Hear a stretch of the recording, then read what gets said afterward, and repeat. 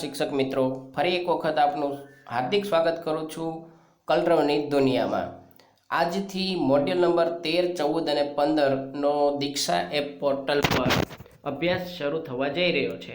તો આ અભ્યાસ આપ આજથી શરૂઆત કરશો તો આજનું જે મોડ્યુલ છે, મોડ્યુલ નંબર 13 શાળા નેતૃત્વ, એનો અહેવાલ આપણે આજે જોવાના છીએ। અહેવાલ જોઈએ એ પહેલાં હજુ પણ જો તમે આ ચેનલ સબસ્ક્રાઈબ ન કરી હોય તો આજે સબસ્ક્રાઈબ કરો। ચેનલના તમામ વિડીયો, શૈક્ષણિક વિડીયોથી ભરપૂર આપણી આ ચેનલ છે।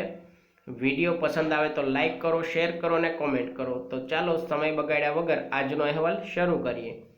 નિષ્ઠા તાલીમ અહેવાલ 2020, અહેવાલ લેખન મોડ્યુલ 13 શાળા નેતૃત્વ। મોડ્યુલના મુખ્ય ઉદ્દેશો છે તો આ મોડ્યુલના અંતે મુખ્ય શિક્ષકો અને શિક્ષકો શું શું કરવા સક્ષમ બનશે તે માટેની સમજણ મેળવી। વિષય વસ્તુની રૂપરેખા, તો ઉદ્દેશોની સમજ મેળવ્યા બાદ સમગ્ર મોડ્યુલની રૂપરેખા આપવામાં આવી। ત્યારબાદ પ્રસ્તાવના છે, સંકલ્પના અને ઉપયોજન, તો વિડીયો તેમજ ટેક્સ્ટના માધ્યમથી સમજ આપવામાં આવી। 4 મિનિટ અને 32 સેકન્ડના વિડીયો દ્વારા ડૉક્ટર સુનિતા મેડમે અંગ્રેજી ભાષામાં સમજ આપી। પૂરક વાચન 1, શાળા નેતૃત્વ વિકાસ માટેના મુખ્ય ક્ષેત્રો છે, જેમાં શાળા નેતૃત્વ એક દ્રષ્ટિકોણ, સ્વનો વિકાસ, અધ્યયન અધ્યાપન પ્રક્રિયામાં રૂપાંતરણ, નવાચારનું નેતૃત્વ, ભાગીદારીનું નેતૃત્વ, શાળાના વહીવટ માટેનું નેતૃત્વ, આ 7 મુખ્ય ક્ષેત્રોની સમજ મેળવી। આ વિષયની સમજ વિડીયો તેમજ ટેક્સ્ટ દ્વારા પણ આપવામાં આવી। 4 મિનિટ અને 30 સેકન્ડના વિડીયોના માધ્યમથી ડૉક્ટર ચારુસ્મિતા મલિક મેડમ દ્વારા અંગ્રેજી ભાષામાં સમજ આપવામાં આવી। પ્રવૃત્તિ નંબર 1, અસરકારક નેતૃત્વ કરતા બનવું હોય તો તેના મૂળભૂત ગુણો કયા છે, જેના વિશે વિચાર કરી બ્લોગમાં પ્રતિભાવ આપ્યા।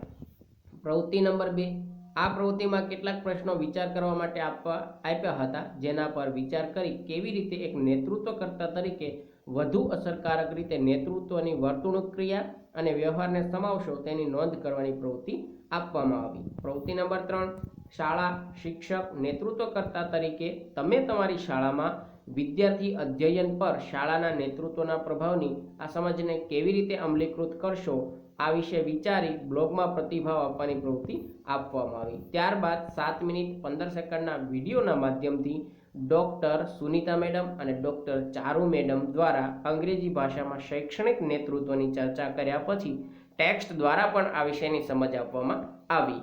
પ્રવૃત્તિ નંબર 4, જાતે કરો, શૈક્ષણિક નેતૃત્વને પ્રબળ બનાવવાની વિવિધ ક્ષેત્રોની સમજ આપવામાં આવી। પ્રવૃત્તિ નંબર 5માં આ પ્રવૃત્તિમાં 16 પ્રશ્નો પૂછવામાં આવ્યા, જેના અમે સુંદર જવાબ પણ આપ્યા। પ્રવૃત્તિ નંબર 6, જાતે કરી જુઓ, એક શાળાના નેતૃત્વકર્તા તરીકે તમે શાળાના અધ્યયન માહોલને સુધારવા શું આયોજન કરશો તે પ્રવૃત્તિ આપવામાં આવી। પૂરક પ્રવૃત્તિ છે તો શૈક્ષણિક નિરીક્ષણ માટે નાટ્યલેખન અને શૈક્ષણિક નિરીક્ષક તરીકે તમારી ભૂમિકા પર આત્મચિંતન, આ 2 પ્રવૃત્તિ આપવામાં આવી, જે પૂરક પ્રવૃત્તિ હતી। શાળાઓમાં અધ્યયન કેન્દ્રિત સંસ્કૃતિનો વિકાસ કરવો, તો આ વિષયની સમજ વિડીયો અને ટેક્સ્ટ દ્વારા આપવામાં આવી। 5 મિનિટ 53 સેકન્ડના વિડીયોના માધ્યમથી ડૉક્ટર સુનિતા મેડમ અને ડૉક્ટર સ્મિતા મેડમ દ્વારા અંગ્રેજી ભાષામાં સમજ આપવામાં આવી। ત્યારબાદની અન્ય પૂરક પ્રવૃત્તિઓ જે છે તેમાં ચિંતનશીલ કાર્યકર તરીકે શિક્ષક અને શાળાના નેતૃત્વકર્તા અને વિદ્યાર્થી શિક્ષણમાં સુધારણા માટે જૂથ અધ્યયન સ્ટાફ મીટિંગનું એક દ્રશ્ય, આ 2 પ્રવૃત્તિઓ કરી અને સમજાવવામાં આવી। ત્યારબાદ સારાંશ છે, એક ચાર્ટ દ્વારા સમજાવવામાં આવ્યો। પોર્ટફોલિયો પ્રવૃત્તિ જે છે, શાળા નેતૃત્વ, સંકલ્પના અને ઉપયોજન પર તમે શીખેલ બાબતો એકીકૃત કરો જેવી બીજી પણ પ્રવૃત્તિ આપવામાં આવી।